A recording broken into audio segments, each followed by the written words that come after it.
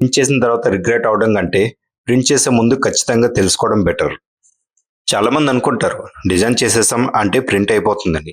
కానీ నిజం చెప్పాలంటే డిజైన్ కంటే ముందు కాదు, ప్రింట్ కంటే ముందు కూడా కాదు. అసలు అసలు పని ఇక్కడ మొదలవుతుంది. ఇవి రెడీగా ఉన్న T-shirts, fabric fix, fit fix, కానీ డిజైన్ ఎంత బాగున్నా సైజ్ తప్పితే మొత్తం లుక్ పాడవుతుంది.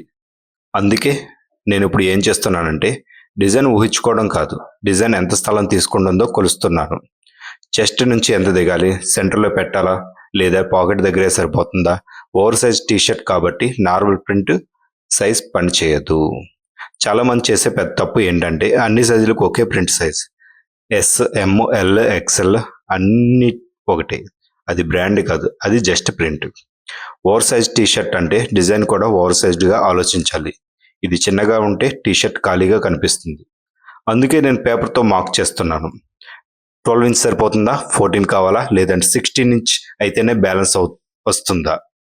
ఇది టైం తీసుకుంటుంది, ఇది బోరింగ్గా ఉంటుంది, కానీ ఇదే డిఫరెన్స్ క్రియేట్ చేస్తుంది లోకల్ బ్రాండ్కి మరి స్ట్రాంగ్ బ్రాండ్కి మధ్య. ప్రింట్ చేసిన తర్వాత రిగ్రెట్ అవడం కంటే ప్రింట్ చేసే ముందు ఖచ్చితంగా తెలుసుకోవడం బెటర్. 1 ఇంచ్ తప్పితే లుక్ మారిపోతుంది, వైబ్ మారిపోతుంది, బ్రాండ్ ఫీల్ పోతుంది. అందుకే నేను తొందరపడటం లేదు, కట్ చేసి కొలిచి చూసి అప్పుడు ఫైనల్ చేస్తున్నాను.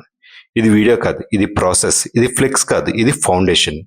క్లాత్ అమ్మడం ఈజీ, బ్రాండ్ బిల్డ్ చేయడం కష్టం, కానీ నేను ఈ కష్టానికే వచ్చాను. Design ready, size clear, print placement fix, ఇప్పుడు మాత్రమే ప్రింట్ గ్రీన్ సిగ్నల్. ఇదే నా వర్క్, ఇదే నా స్టాండర్డ్, ఇదే నా బ్రాండ్.